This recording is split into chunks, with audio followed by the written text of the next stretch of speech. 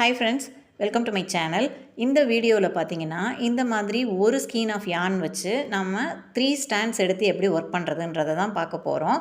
இப்போ இதில் பார்த்தீங்கன்னா நமக்கு இந்த எண்டில் வந்து இந்த ஃபஸ்ட் எண்டு இருக்குது இல்லையா, இதை வந்து நம்ம இப்படி 3 லேயராக மடித்து போட்டுக்கணும்.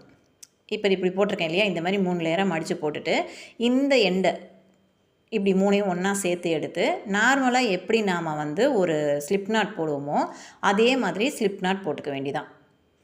போட்டுட்டு இதுக்கப்புறம் இதை அப்படியே கண்டினியூ பண்ண வேண்டாம். இப்போ இந்த இடத்துல பார்த்திங்கன்னா நமக்கு 3 ஸ்டாண்ட்ஸ் இருக்குது இல்லையா, இதை வந்து நார்மலாக எப்படி செயின் போடுவோமோ அதே மாதிரி செயின் போட்டு ஸ்டார்ட் பண்ணி ஒர்க் பண்ணிக்கிட்டே போக வேண்டியதான்.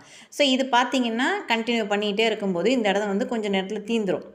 ஸோ அதுக்கப்புறம் பார்த்திங்கன்னா சிங்கிள் லேயர் தான் போகும், அந்த ரன்னிங் யான் இருக்கு இல்லையா அது போயிடும்.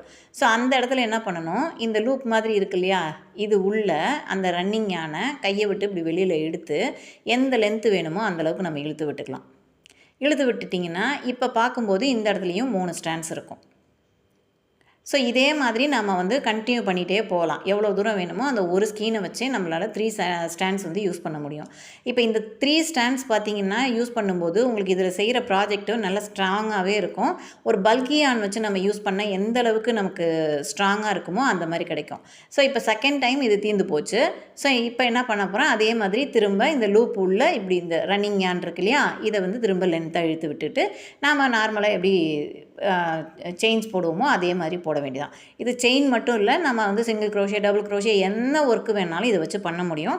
நார்மலாக நீங்கள் சிங்கிள் த்ரெட் வச்சு யூஸ் பண்ணுறதுக்கும் இந்த மாதிரி 3 லேயர்ஸ் யூஸ் பண்ணுறதுக்கும் ரொம்பவே வித்தியாசம் தெரியும். இந்த மாதிரி உங்களுக்கு யூஸ்ஃபுல்லான டிப்ஸ் அண்ட் ட்ரிக்ஸ் தெரிஞ்சுக்கணுன்னா நம்ம பேஜை ஃபாலோ பண்ணிக்கோங்க, சேனலை ஃபாலோ பண்ணிக்கோங்க. தேங்க்ஸ் ஃபார் வாட்சிங்.